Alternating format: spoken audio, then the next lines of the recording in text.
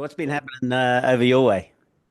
We had a really good break, and then sort of get back into the school stuff. Obviously, wifey getting ready to get back into teaching, so that gets her real busy, and then I'm being real busy with this little bike stuff. So, Yeah. which has been really fun, and we're right on the cusp. So yeah, which is great. But I can see why this whole doing stuff for yourself by yourself is not for everyone. It's not for Yeah. everyone. It's not 9 to 5, is it? Nope, no, it's quite the opposite. It's 5 till 9. It's Okay. when the kids are asleep, you're like, work like crap. Yeah. But yeah, it's really cool. So we're nearly there. We're nearly there. So, If we have any issues with the oh, big you guys have got some terrible weather, huh? man, you have no idea what the weather's been like up in North Queensland. It has been like the highways cut Yep. um, down on the coast, so we're up in the mountains, fortunately. But they're getting, like they originally forecast, what was it, 900 millimeters for last weekend for Townsville region. But I think they just got a measly 600 or 700. Like, but it's flooded. It's really, yeah, it's pretty crappy actually. I think there's places that are 4 meters under, and a lot of houses have gone under again. But it's affecting us in that we're getting kind of, even though we're up near Cairns, we're actually inland from Innisfail, which is south of Cairns, and Right. getting all of the rain from what's happening down south. But I believe it flooded in Cairns today. So Yeah. it's pretty friggin' awful, at the beaches or something. But Yeah. the problem is for us, we've got Starlink internet, Yeah. which is great. I mean, kills the Telstra, you know. Yeah. So hopefully it works. If it doesn't work or there's a little bit of noise or something, then we'll sort it out. Cool. Um, yeah, you brought up MiniGP Academy. I thought I definitely wanted to talk to you about that. That was going to be kind of the key focus because I want to find out a bit more what's going on, over there and what you're doing with it. But I had Yeah. some news items. I don't know if you've been, keeping in touch with what's been happening. The big one that jumped out at me was the active aero on the Moto bike in Wells. Oh no, no, I'm behind. I haven't looked at Moto. You're talking about World Superbike, obviously, and the Kawasaki driven Moto. Yeah. Well, all right, it is Kawasaki too, because I remember when we were in Thailand, they released the that supercharged thing, which is based on the Hmm. H2R or something. Oh my God, what a monster! Yep. And yeah, a few people had a ride of it, but this new one they released last year, the Motor KB 998 Rimini. What a cool name! Hmm. And it's got active aero, and I think they're according to the website. I went through the website and had a look. They're going to release 125 of them or something before a certain date in January. So they should be already released, and then they're going to Right. assemble another 125 by the end of the year. So there's Okay. only going to be, by the looks of it, something like, I don't know, Okay. 250 or 500 or something of these bikes, but they're 70 grand Australian, eh? Right. Big bucks, right? Yeah. But they've got this active aero, and basically, according to the info, I'm just reading it now. The movable front winglets can either maximize downforce or minimize drag, depending on conditions. So, Bermuda's chief operating officer, what's his Pier Luigi Marconi, nice Italian name. Indeed. The adjustable angle of the outer part of the winglets is electronically controlled and operates without any rider intervention. It's an entirely automatic process. Few, they're not talking a lot about much more about that, but basically they were saying, they weren't sure if it could be utilised in World Superbike Championship. Anyway, Promoter go out and on the day I looked at the testing, they were P1. They were right Really up. Yeah, it's a rocket ship or but interesting. as it turns out, because it's homologated on the road bike, totally legal. Jobs on. Yeah. Yeah. I'm googling and brought a little snippet of it up, and wow, yeah, looks Yeah. pretty amazing. We know it'll happen, eh? Everyone's going to do that. Yep. I'll have to. Yep. I mean, if it's if it's making that much difference, I mean, everybody will follow the pathway with that, but man, the Italians aren't they just leading the way these days? And it is in it, and particularly in this aerospace, right? I find it ironic that MotoGP, which is essentially the experimental testing ground of motorcycles, is backing off aerodynamics, and world superbikes are now adding Hmm. game-changing aerodynamics. Well, I uh, mean, they're kind of worlds apart. They got a lot of that stuff on MotoGP is just really next level and the huge wings, but they're experiencing different problems now.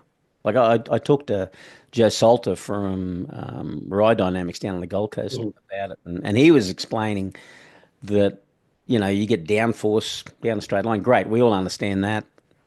Go into a corner, well, that downforce is applied on an angle. Yeah. It actually is now the opposite of what you want. It's almost pushing the bike out, on the angle of the corner or the arc of the corner or something. I go, holy shit! I never even thought about that. Yeah, yeah. There's not many. Well, there wouldn't be. It's literally fixed wing, um, aerobatics, aeroplane technology going into something that then applies a hard surface through suspension. So yeah, there's been nothing really in that space, I suppose. Um, yeah, it'd be really interesting to see how inside and versus outside edges work, and yeah, my aeronautical understanding's a little bit, but I'm definitely rusty. Closest I So get to yeah, it, closest I get, if you stick your hand out of the car window and go like that, it goes up and down. That's absolutely, yeah, yeah. So now we're talking about what does the elbow do that's stuck inside. Yeah. So no, it's and you can see where there's so much huge benefit from it, and why the tracks are now requiring so much more safety because of the speeds yeah. and turn as well. So yeah, I haven't been up to play with. I've seen little bits of snippets with the testing with Yamaha and some other bits and pieces in MotoGP, but haven't quite got my head in the race game just Yeah. Well, we haven't started yet, eh? It's going to be end of the month, I think. yet. So can't wait. It's going to be exciting. Really going to be exciting. Speaking of Yamaha, another article, some writings. I've been reading up on that. Um, Fabio Quattararo, he shared some thoughts about it. He's not convinced that the V4 is going to be the big solution and may not produce the results that everyone thinks it is. Because as he pointed out, Honda already have a V4, Mm. so it's only part of the answer, and it may not be the big thing. What do you think about you know Yamaha going to V4? Um, yeah, I suppose it's really hard to be the only person flying a certain coloured flag and flying it from the back, and not sort of look at changing your colours, right? So makes sense. The stuff we talked about, you delved right into the benefits, pros and cons of the V4, and I think the narrowing has got to be one of the big ones.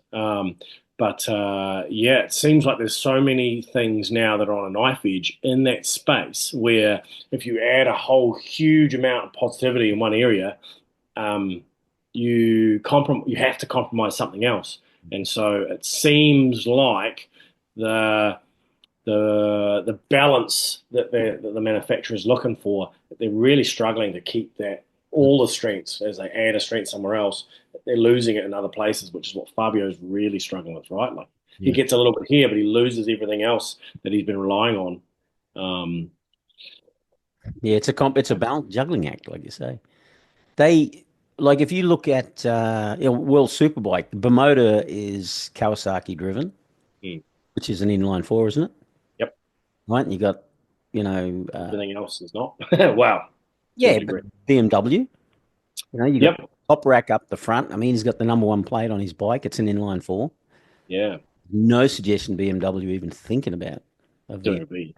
But they hold secrets better, I think, than anyone else. They just kind of just out it comes. You go, holy shit, so who knows? True, true. Yep. That Um, would that would put some curlies amongst the pigeons, wouldn't it? If BMW put out a V4 road bike. oh my God. But and no, And they'll do a I'm not. flat four.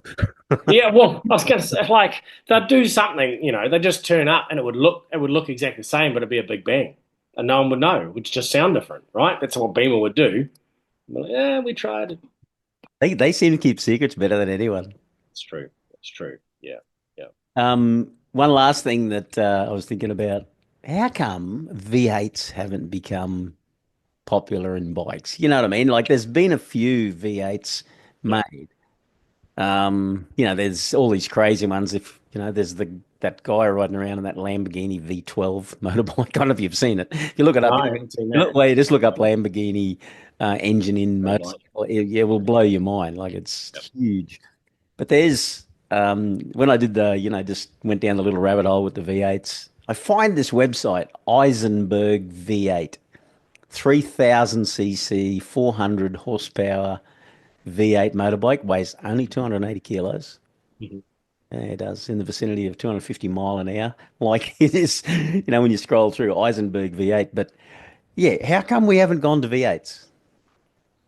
Um, and they went multi-cylinders were super popular in the late 60s, I think, particularly with Honda, right? They just kept adding more and more cylinders in that small capacity era. So they had six cylinder and even even more so the was it the 350 or 250 or 350 cylinder Honda GP bikes, Right. and they didn't have a limitation on gearboxes. So I remember back they did Isle of Man TT and they had 50 cc motorcycles with 20 speed gearboxes. So they made a motor that would produce power for 600 RPM, dead under and nothing above, and so it was completely irrelevant unless you could keep it in the 600 RPM. So I went, all right, well, how many gears do you need? 20. And so they put these massive gearboxes on them so that you could make use of the motor. So I remember at some point in time they started going, okay, that's getting a bit obscene. Let's put in some rules and regulations around how many gears you're allowed to have. And I think what that did was it meant that the benefits of adding a bunch of cylinders or making a motor that's only efficient in one certain RPM range became less and less beneficial because they started getting heavy, right? So, but yeah, the original Honda four stroke, the 5 cylinder V5 was game changing, right? I remember the commentator, one particular phrase going, "How much money did Honda spend?" Because they turned up with this V5 and just destroyed anything that wasn't it, right? Honda just dominated with that V5. That was in MotoGP too, wasn't it? Yeah, yeah, yeah. And MotoGP, sorry, when the new era. So when the four strokes came on song, and they kind of went, you could do a 3 cylinder, a 4 cylinder, a 5 cylinder, and they made all the different. They're trying to, I suppose, find a comparable comparison. Yeah. As they still had two strokes, they still had the 500 cc two strokes, and they're trying to come up with a four-stroke equivalent. So they kind of went to manufacturers and said, you can have 3 cylinder, you can have 4 cylinder, you can have whatever. Aprilia did a cube. Did they do the it was called a cube, but I don't know if it was a double bank, like it was a two V twins put together. Yeah, so a whole lot of manufacturers did a whole lot of different things, and Honda created a V5, which was game changer, right? So, and why they had to get rid of that, I can't remember. I can't remember why they went away from the V5. Yeah, I mean, I don't know. They impose rules to stop a lot of that stuff. It's like you just mentioned it. They have rules that prevent more gears. Is that yeah, correct? yeah, Yeah. yeah. So, I wonder. I believe that was late 60s, early 70s where they started going, okay, well, because you could imagine that a company that can then build the best gearboxes could do whatever they want with the motor. So it was kind of, Hmm. yeah, I don't know if it was chicken or egg, but the small capacity stuff they started making. If you Google a Honda 6 cylinder or I don't 6 cylinder 350 and 250, sounds like, because they did 22,000 RPM or something. Yeah, right. Six carbs, whole bunch of gears. So they were obscene machines. Sounded like an F1 car, really. Because it's the cars have made that shift. I mean, I don't know the exact details, but if you go and buy a new Isuzu four-wheel drive I think I first learned about this in a VW uh, Amarok, or I think it is. Mm, Yeah, Amarok. And the gearbox is like it's like an 8 speed auto or a 10 speed auto or something. So it's much more gear changes, but it keeps it in that powered rev range. yeah. You know what I mean? And I did wonder why they never went to that with motorbikes. So Yeah, well, it seems like the stuff is creeping, and emissions has got to be one of it, right? So to keep it in an emission band, if you can keep the motor more efficient, burning cleaner hydrocarbons, less stuff coming out the back, by putting it at 1800 RPM as opposed to 2,500 RPM, then add a couple extra cogs and drop it down. So, and the automatic technology is far superior now, right? With the DSG, as opposed to the old slush boxes that you and I grew up with. So, yeah, I've never ridden a V8 motorcycle. They just started, well, the supercharging, right? A big motorcycle was a Booster. Remember when the Booster came out? yeah, I do. Well, they were Yeah, 1300 was massive. the Um, fastest once. Not what's that? Hey, they were yeah, the fastest once. yeah, absolutely. So, yeah, size, I don't know. It's worth, maybe that's something that we should Google. I'll do some research before we have a chat next time and find out why people didn't do it. There was always the Boss Hoss. It was kind of like a cruiser style V8, 350 Chev in it. There's plenty of them kicking around, but yeah, about flat six is about the biggest Honda still do. Flat six, Oh yeah, right? and their big touring bike. Yeah, and the Gold Wing and baggers and things like that. Super smooth, 1800, I believe they are, six cylinders. So Yeah. Did you? You just mentioned it too. The supercharged Kawasaki. You rode the H2R, didn't you? rode an H2R and rode an H2 at Manfield just late last year. Rode a genuine H2R at Phillip Island about probably more than 5 years ago now. I Yeah, was there. yeah. What do you think of that thing? Genuine head snapper. Absolutely, yeah. There's not many bikes you can sort of get on, and after you've ridden 1000cc sport bikes for a while, um, and they're getting so nice to ride. It's very rare to sort of feel like you don't think you can hold on to a bike now. They're quite ergonomic, and so you nail a S1000 and fast as, but you feel really comfortable on that thing. It just felt like it was trying to rip my face off my Yep. face. And both times I've ridden H2R, I've screamed in my helmet while riding. Both times. Well, like I was telling someone the other day, you ride the 1,000, and particularly down Phillip Island, you come out turn 12 at 240 kilometers an hour or something. Um, I always want another 50 horsepower. Mm. It feels like there's not enough. I remember going down the straight looking at Damo Yeah. sideways. We're right beside each other, and I'm looking at him going, I wish I had another 50 horsepower because it's just kind of Yeah. like tame, even Yeah. though it's pretty high speed. But Yeah. this is a different ball game by the sound of it. Yeah, and maybe, hey, like you speak to a Pedro Acosta equivalent or Mike Jones and ask what happens when they take the limiter off that MotoGP bike and give you that sort of 300 at the tyre, which is what those quackers are supposed to be. Um, yeah, it just doesn't stop. Just doesn't stop pulling at all. The weight would be very, when you have that power with a MotoGP weighted bike would be pretty darn phenomenal. And I'd say I wouldn't. I'd be doing more than screaming while riding at that point in time. But um, yeah, pretty. And it's still cool to see. This weekend we had a massive classic festival at Manfield and a huge field. It's one of the biggest events that happen in this country when it comes to motorcycles. And they had some parade laps. They had some 500cc Grand Prix bikes, genuine Grand Prix bikes, out there doing parade laps with the Britain out there doing parade laps. And a gentleman has a Suter, the brand new 500, or this is a 570 four-cylinder two-stroke GP-esque machine doing parade laps. This is the one. I think someone showed us a video just recently about it. Mhm. Screaming two-stroke. Yep. So, if you This is think the of new bike. 500, yeah, basically, yeah, it was made. This particular model was 2022. Sounds like that's about the last year, or the most recent year, maybe. I'm not sure if they still continue to make them, but yeah, they're a fuel injected four-cylinder 500cc. This was 570 two-stroke, carbon fiber, everything, Olin's everything, and it was ridden by my good friend Ashton Hughes, and he got to do some laps. And yeah, 130 kilos and 200 horsepower. So, um, and yeah, that was kind of the face he made when he came back in. Yeah, that noise and that speed of that thing was. The Britain's cool, and you're gonna be hard pressed to argue with a Kiwi saying that Britain's not one of the coolest bikes ever, but seeing that thing go past, you're like, man, imagine 20 of them like in a You know, race.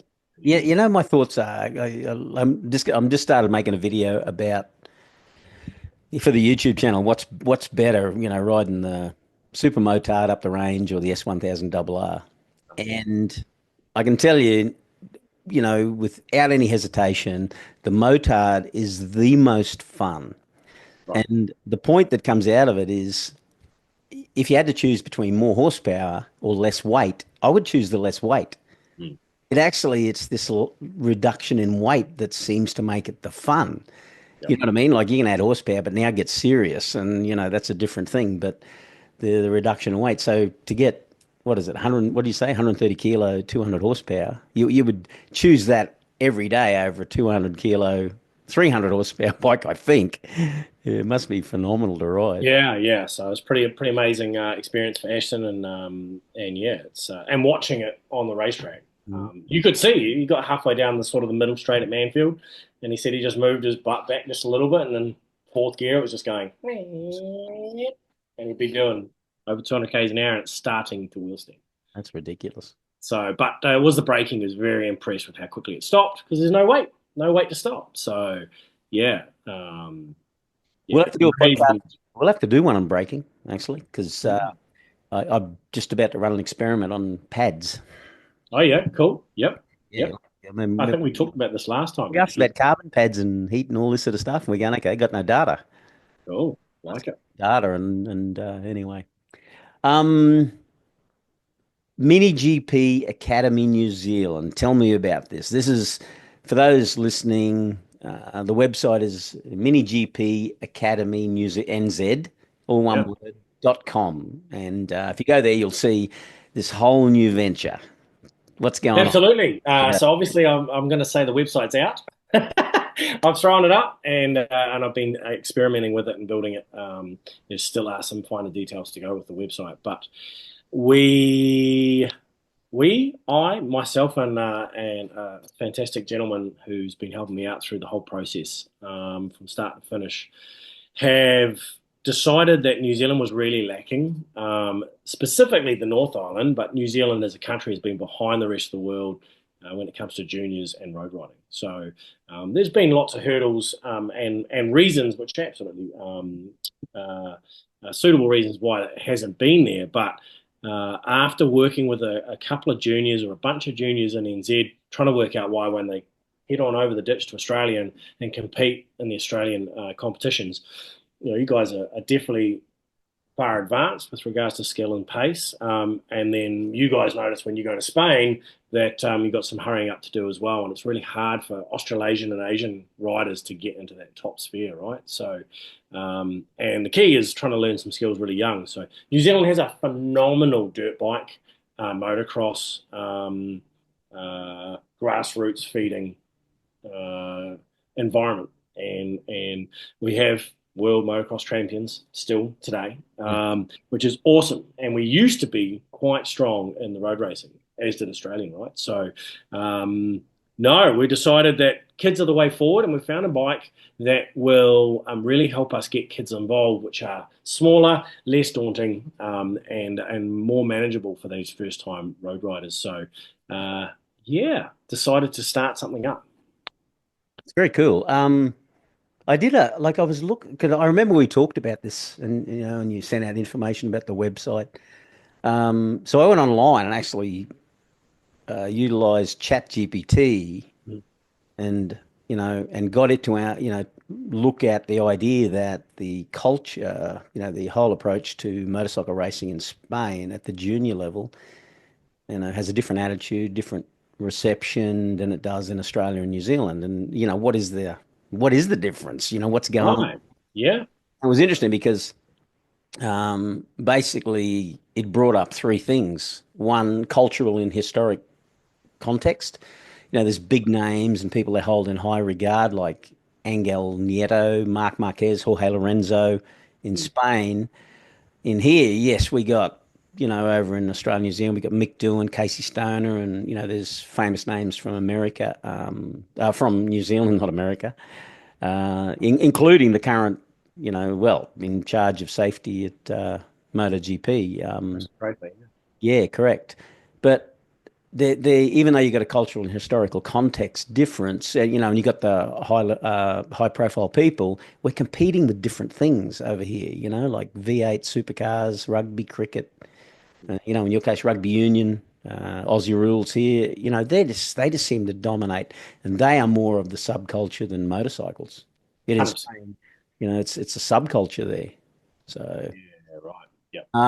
Infrastructure and accessibility, they reckon it's way more accessible in Spain than it is in Australia and New Zealand. And the other one was media exposure and national pride. They put a lot more, emphasis into the public awareness, but I think that relates to, having names that they seem to hold in high regard more so than we do. Mm. Yeah, like if you ask people generally, the names of people that are famous in that they'll bring up, in sport, they'll probably bring up cricket players and those Jonah Loma and no, is it what is it? Close. One of Jonah Lomu. Jonah Loma, yeah, right. So I do know the New Zealand ones. Yeah, So than the motorcycle racing. How so those things are kind of impediments in some way. 100%. Yeah. What types of things, are you thinking about that helps overcome these things, in mini GP and going through the junior side ranks? Um, so I totally agree with everything you've just said. In New Zealand, I believe, and I was part of it growing up, has this over infatuation with rugby for males, and in females it used to be netball. So if you were a cool kid, you either played rugby or netball, and then the next tier down was the soccer, football, hockey, and then sort of athletics and all the way down. So I think. New Zealand is growing, and we've gone into particularly some other bits and pieces like rowing and sailing, which is awesome, something that's really different. The esports arena has gone bananas for Kiwis, right? So particularly anything snow and ski, particularly snow. So all the X Games stuff is, so we're sort of in that little space where we like stuff that's a little bit different, but how do we make it turn that culture, flip it, like you're talking about with Spain? And I believe it starts at that level when it comes to juniors and actually what happens in school. And this morning I had a meeting with the principal, local principal, about MiniGP Academy and how can I access schools? Can I go into schools and go, hey, look, kids, here's a different thing you could look at getting into, and we'll explain how we can do that because of all the assets that we've put together to be able to put this academy together. But I think you're right. And after I came over and had a look at the Queensland Junior Cup setup with the R15s. So went all the way to Brizzy, have a look to see what you guys do because I really love the concept of the R15 Cup.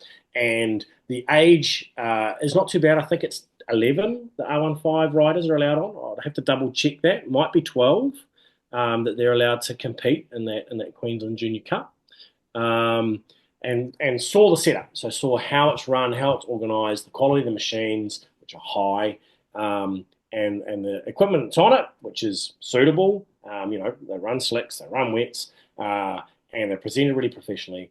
What I saw that's not on paper, that's not black and white, is the camaraderie and the parent to parent and kid to kid relationships that are being built. Right. So when you turned up there and you saw 10 kids on bikes and 10 families all there supporting their junior, but they were new lifelong friends that were turning up every round and doing these they had training events before the competition. That new culture, this new vibe, this new group of friends that they've made through their sport, just so happens to be motorsport, means that they're having really good times and growing up in a healthy way, right? Like going out and interacting with other people, learning from each other. There's always going to be the fast ones and always going to be the ones that are going to do the most learning. And then there's the meat and the sandwich that sort of are there jostling for it. That bit where they have so much fun and the parents see the development, because junior development, it comes in such good steps, as in they improve so well over a short space of time. The buzz that the parents had, the buzz that the organisers had, and all the old dogs, which is us, could see these young kids come and you're like, awesome, there's a future in our sport. Right. So it kind of ends up this massive, supportive, cultural, you can just see it's such a great, healthy atmosphere and that I think is the key bit. That having healthy spheres and clubs around the North Island, around wherever you're going to be, if you're doing it in Australia, so that the Wellingtonians can go to Auckland and do a North versus South champs, and you could have 5 kids go up to Auckland who compete against 5 Aucklanders, and so it's best of the South versus best of the North, and that real sort of healthy. It's like New Zealand versus Australia in the rugby. Let's just try and make that with motorcycles, and the only way is to get enough of them in and have them to a quality where they're safe, right? So have some real clear direction on getting them ready, rather than what me and you did. If we ever went when I started racing, buy a bike, turn up the track. What do we do? Well, I was going Uh, to ask you about that because if you look at that, the things that we follow, they tend to be team related. You know what I yes, mean? So there's this collective group, and then you get young kids, and they're aspiring to be a part of that team. Whereas, when I went out and started riding bikes, and that was never about a team. It was kind of like because there wasn't any. There's no end result. And then, you look at what happened last year. I think Mike Jones and Taylor Elf went over to Europe, and they competed in Europe in teams events. yeah, awesome. Yeah, You yep. know what I mean? So, and you kind of alluded to that, the North Island versus South Island, and then Australia versus New Zealand. Is there anything like that formally structured, or do you have any thoughts about doing something about that? I know it's a big question because Yeah. I'm just trying to get my thing going. No, there is. So they sent 6 kids over from New Zealand to Australia to compete on the either R15s or R3s. They did um, I don't remember the exact terminology, but they are trying to create that, right? They're trying to get a pathway where you do local competition and then try and go over and mix it up against the Aussies, because I believe the Aussies are above us quite yeah, happily. but that'll Um, still be that's still at an individual level. well, they took the New Zealand contingent over, and I don't know if they called it New Zealand versus Australia. I don't know, but you're right. It's 6 individuals who wear black instead of green and gold are turning up to ride it in the green and gold series. Um, yeah, the teams part I really like the idea of, and I've what we've done is created a curriculum. We're going to have different levels of exposure and experience, and the top level of that uh, is a we've got sort of basic skills, intermediate competing skills, or skills to make you even more competitive in a timing sense with regards to being quicker. And then the last 2 levels are essentially a race school, and we're going to have 2 different ones. One being an individual race school for individuals, Yeah, the other being teams. And what I want to do is basically run it and oscillate so that when we run these race schools, one day is teams and one day is individuals. And the idea behind the teams is you have 2 coaches. Say one coach is Chappie and one coach is George. And you have Team Chappie and the 6 or 10 kids with Team Chappie. And Team George, 6 or 10 kids with Team George. And the whole emphasis is getting the team's total time down. So it's all about love the that. team members working together. So you might have the strongest kid versus the kid who's got the least experience, and you work within that team to bring, and you have a race at the end of the day. And the whole idea is to have the team's lowest overall time. Like your palindrome cycling, and then so literally it's my team versus your team to see whose team improves the most over the day. I love it. So that was one thing to try and build that synergy and try and build these cultures and these friendships, because I guarantee you the kid that turns up the slowest will improve the most. And that's almost more important than the fast guy dropping 0.5 in the second, right? Yep. So that's something that we've come up with, and yeah, so those are the top 2 training days are going to be Yeah, right. teams champs or teams training versus individual training. They do that at um, the Ultimate Fighter Championship. Oh, right. Yeah. So if like UFC, Yep. UFC, Yep. Yep. base I remember the program with the team. Yeah. correct. They're all Yeah. team based, and they have the one True. coach each team, and they compete as. Yes. And then, they obviously people get contracts out of that, but they're very supportive of one another in the team. And I think that's like a real strength. I was just thinking about it, like, stay. Oh, hang on. It just flicked over to a different application for some reason. Oh, Sail GP. yes. What's going on here? It's turning on music, playing Ash Ayres music from Oh, Japan. oh, Hang on. yeah. Your beats out. Yeah. Um, Sail GP. I don't know if you've looked at it. Yes, I have seen a little bit of it. Yep, up in Auckland. Hang on. For some reason, I've got music playing. It keeps turning on. All right. We can't hear it through here. Yeah. It's just annoying you. Yeah. It's coming up in my face. It's weird. Um, yeah, it goes again. Keeps turning on. Mm. Yeah, I can't stop it. I physically can't turn it off. That that is ridiculous. Sail GP. If you go online, like I don't know if you've like sailing's changed. Back in the day of the America's Cup, Yep. they had the hidden wing keel and all that sort of stuff under the boat. Well, today they got these carbon fiber hydrofoils that sit and they're doing 80 kilometers an hour. Like it's Minimum. Yep. ridiculous what they do Yep. now. Yep. Um, they don't compete as individuals. They compete representing a country. And I was thinking about the other day, it's got me interested in it because of the Australia versus New Zealand versus England. Mm. You know what I mean? There's like the pride in the nation. And that's why I asked the question because I think to me, maybe I've got it wrong. Maybe I'm just missing what is happening out there, but it doesn't seem to be that element of pride and buy-in to collective ideas or the team thing in motorcycling.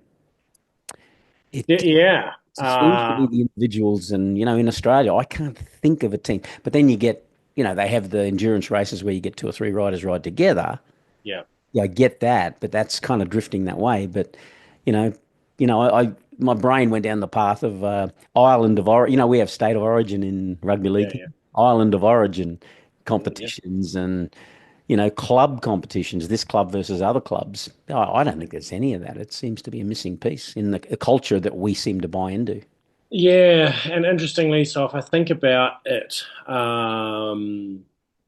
you take a step back and you look at where those things are really popular, where teams are really popular, Yeah, and it's normally in a fairly regulated sport, right? Cricket, it's not like you can design your own bat.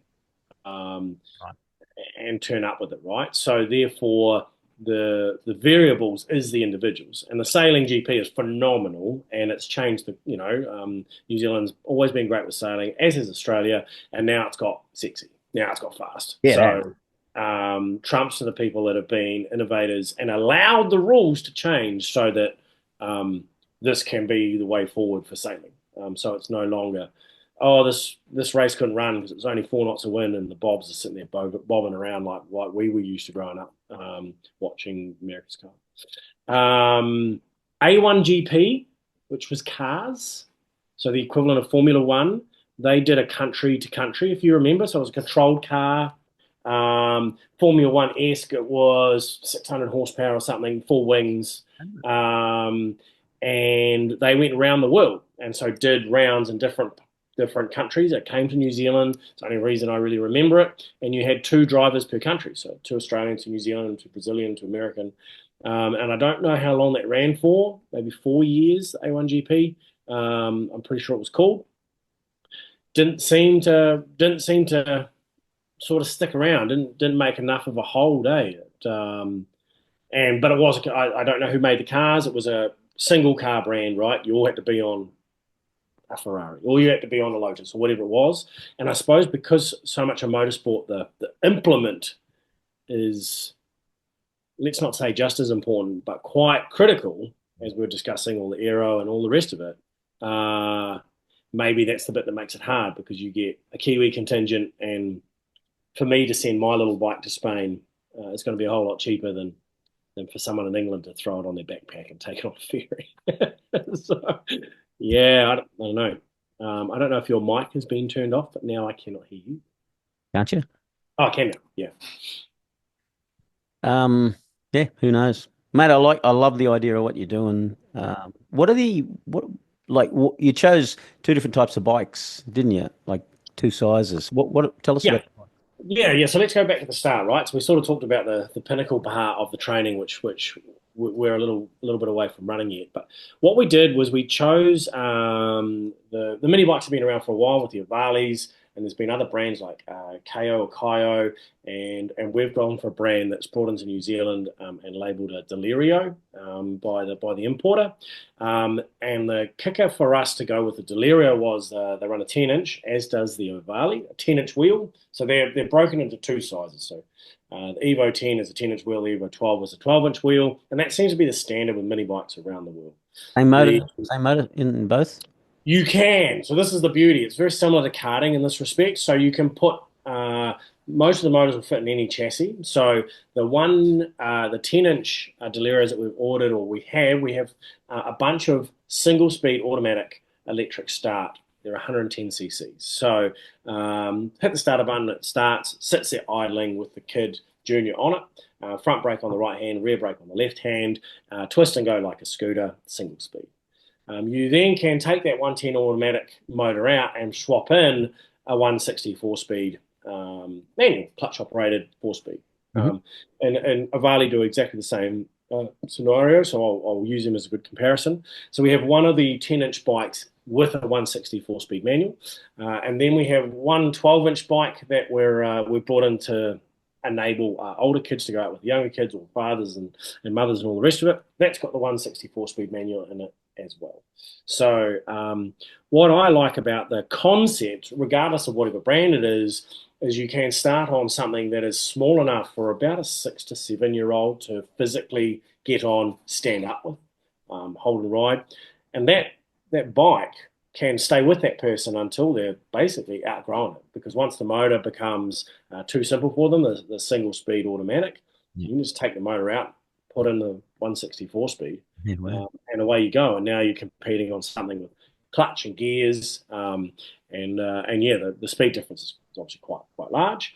And they even do, and Avali's do it as well, a 190 cc 4 valve head, a really really decent motor. They're about 25 horsepower, the top spec, and something that weighs 60 kilos. So the power to weight on those top end 190s is pretty high. So Mm. MiniGP Academy NZ has gone down the specific path to encourage the most amount of young juniors as possible. So we've got 6 of the 10-inch wheel bikes, 5 of them are automatics.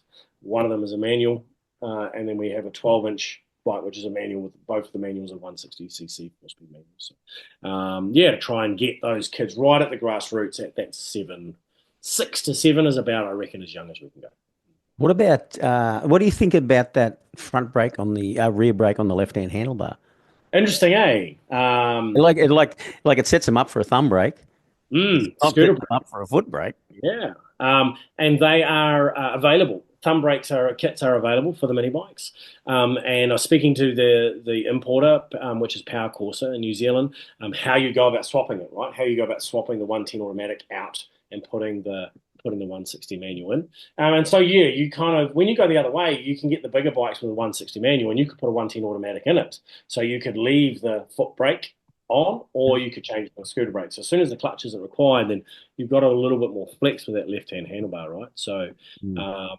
yeah, but they do a thumb brake kit, and the after speaking to there's quite a few New Zealand superbike riders, as in 1000cc superbike riders, who use these specific machines, the Delirios, and they put the 190s in them. They're using them as training machines, just like the GP guys do on the mini bikes, right?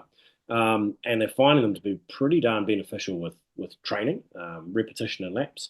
Mm. One bit of feedback I have got from them is that the rear brake is more effective on the mini bike than it is on the larger bike. Mm. So yeah, yeah. So and Just after riding one, if you look at particularly when you see me on one, it looks like this riding this. You can see that the weight distribution. I would say there's more on my backside hanging back uh, Yep. compared to on a big bike. So I would suspect that the rear brake has a bit more bias there, but. Yeah. Um, It just struck me as unusual that you would have, go to level one, let's call it level one, and then you move to level two, but now you got to change something because, man, you're starting off with a particular, physical action that's going to Correct. be embedded over time, and then you got to change that one action. So it's just struck me as unusual. I rode an electric bike Mm. in Melbourne, and it had the rear brake on the left-hand handlebar. Scooter. Yeah. And I went to do a U-turn, and there's no clutch on it, right? So I pulled the clutch in. Yeah. I pulled the Lock it clutch in up. to do the U-turn, and Yeah. I couldn't get the bike to do a U-turn, right? It wouldn't move because it turns off the drive with the brake. Oh, But right. there was some interaction there, and Yeah. it stuffed me up because, 50 years now of Use that pulling clutch. the clutch in, Yeah. to do a U-turn. And anyway, but it struck me as unusual. I like the idea of a thumb brake. I think that'd be great.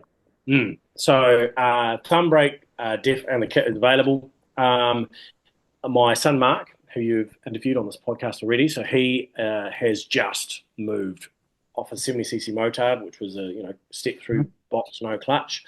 Started riding the 160cc 4-speed manual clutch Very bike. cool.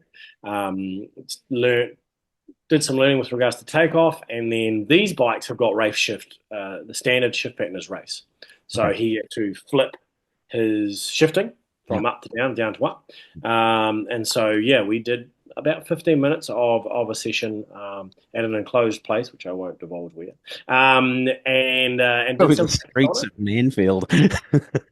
it. Knowing you.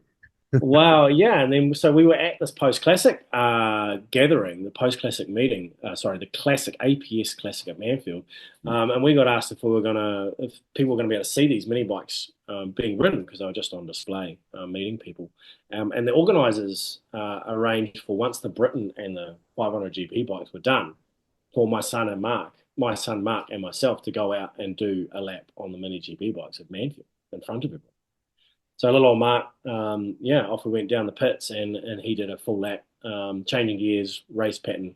Never been on a track before, Yeah. never changed gears on a track before, and yeah, they're little brains that they're just so pliable, eh? So never missed a shift, and did us proud. So had a blast, and it was great to see everyone getting to see where the future is. So Very cool. yeah. Um, Accessibility for this, because, I know you're based in Manfield. Hmm. What's going to be the accessibility for people, in the short to medium term? So yeah, absolutely. Home base is going to be Manfield. We've got a couple of areas that we can actually run at Manfield, which is great. We are talking to the outdoor go-kart tracks because really that's the premium facilities for these machines are the outdoor go-karting tracks, and there is a big following of outdoor karting in NZ. It's quite strong, and there's normally every major city has.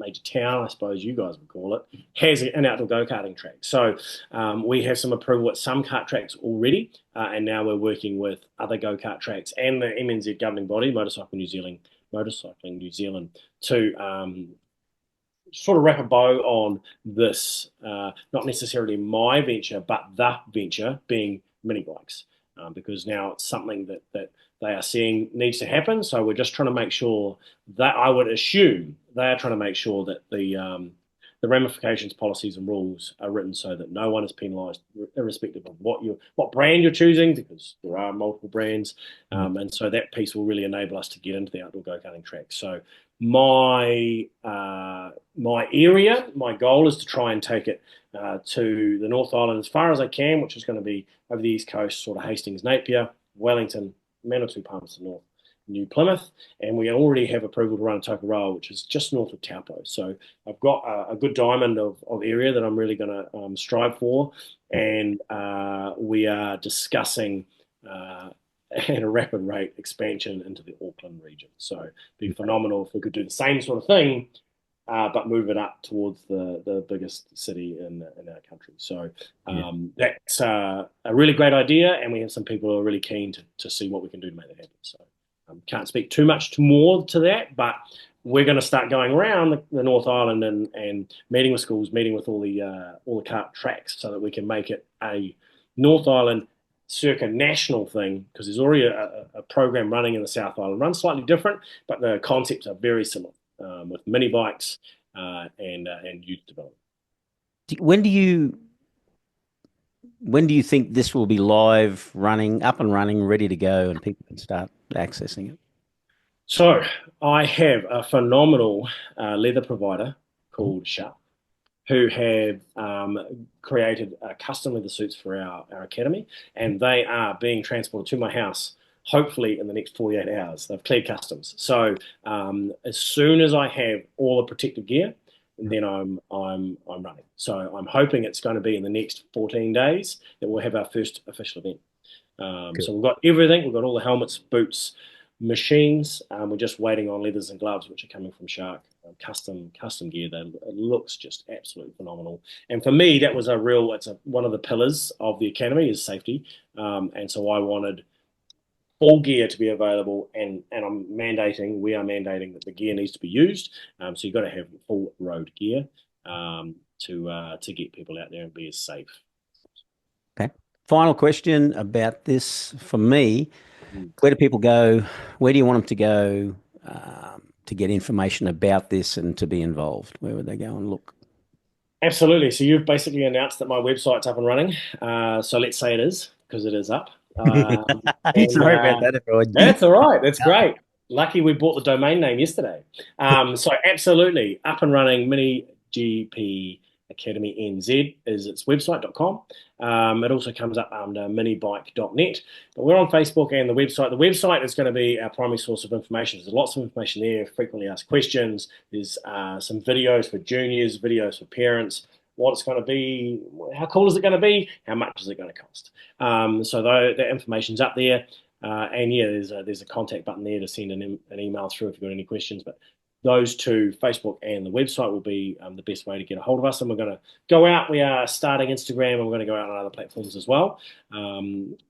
Yeah, as we come off the ground, it's about to go. So can't wait.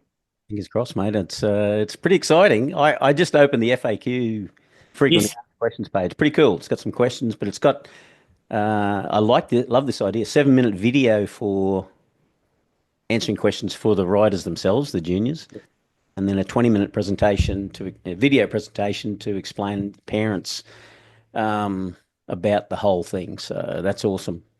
Yeah, yeah, and because it's such a new concept, particularly here, the mini bikes have been running quite successfully over in Australia, and that's we've gone to Australia and grabbed as much information as we can. The Avali stuff is going so well over there. Mini Moto Tuesdays in Melbourne. There's so many cool things that is happening in Australia in different pockets, and I sort of tried to wrap them all together and put them in one trailer and roll them out of my house. So we're about to start rolling. So yeah, You'll need a double-decker bus, a truck like AD in the Superbike School in Australia. yeah, absolutely. We are close to needing Yeah, more stuff. Yeah, yeah. So, that's but very that's a great problem to have, right? When you've got all the stuff together, then that's what it's all about. So, and being able to transport is key. I need to go around to the people so that they don't have to come to me. So, yeah. That's awesome. I take my hat off to you, I know Mark's going to benefit. Fancy having a dad like you. I think it's freaking awesome. wow, yeah, I wish I had a dad like me, Oh, man. yeah, yeah.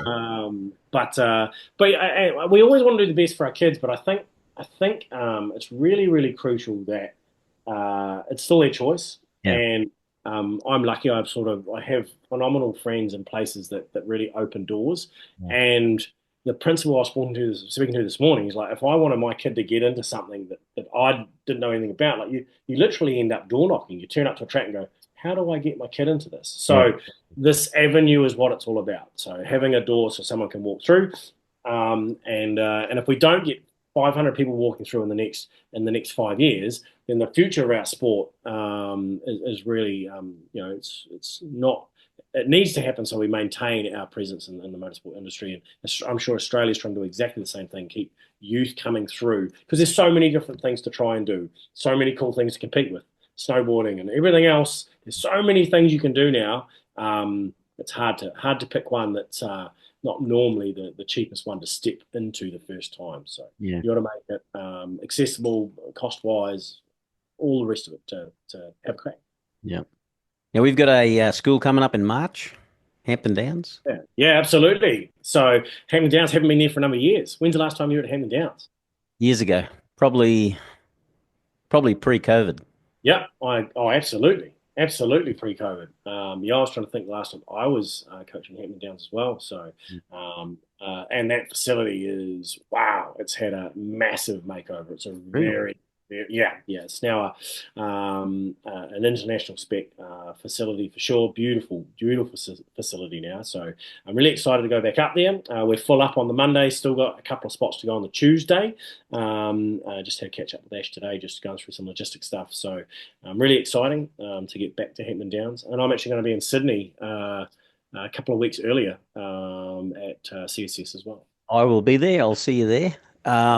If people want to, check out Super by School events in New Zealand, where do they go for that information? So yeah, we have our own website, California Superbike School New Zealand, and there will be some information there. We're on Facebook as well, and that's where the updates are flying out. Just with how many levels we have to go. I think yeah, the second day level 4 is definitely booked up. So you've only got a handful of level 2 spots, and then the rest are level 1 and 3. So yeah, they need to jump onto that sooner rather than later.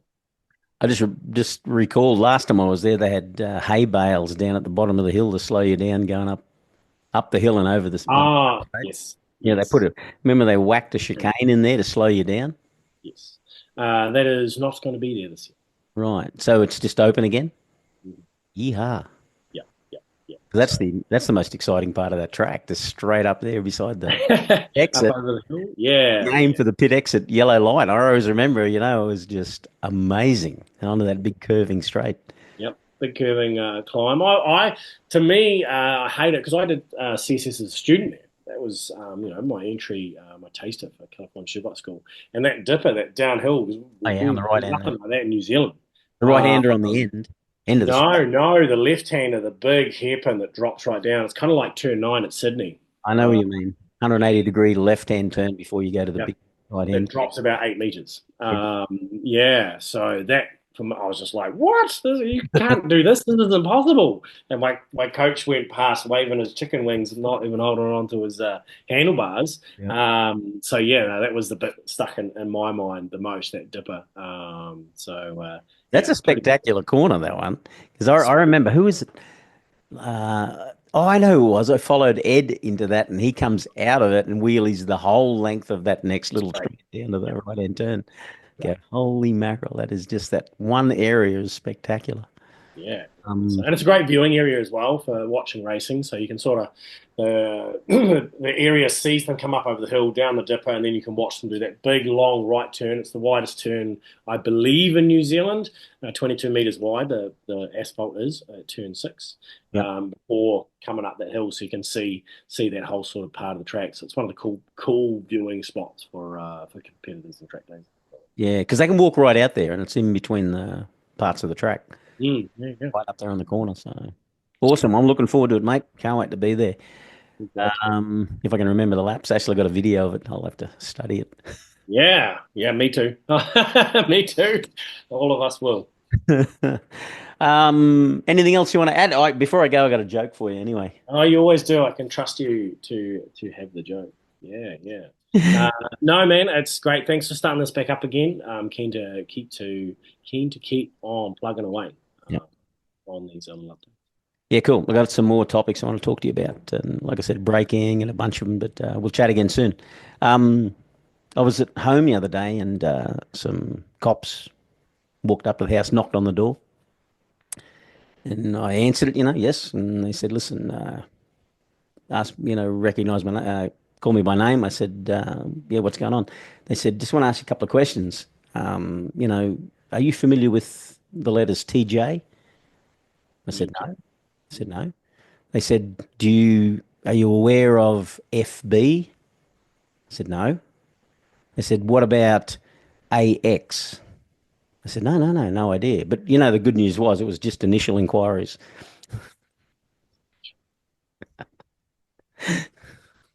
Oh, that's pretty. That's right at the Dad top end of joke. my dad spectrum. That's It's a right at the dad top joke. end. It's all I got. Yeah, but there's dad jokes, and then you almost went into binary code up there. I got other ones, but I had my best one. I can't say it. I would get crucified. Maybe I should bring. Maybe I'll. It'll be my job to make sure I bring another joke I in. think you need to bring a joke to these chats. Okay, we can do joke for joke. Yeah, we're gonna do. Yeah, next one. I'll have a new joke. It'll be a better joke than that one. I was desperate. It was all I had. At least you had something. Okay, big fella. Catch you next time. Thanks for the day, and have an awesome day, mate. All the best. I hope the weather comes right for you, mate. Me too.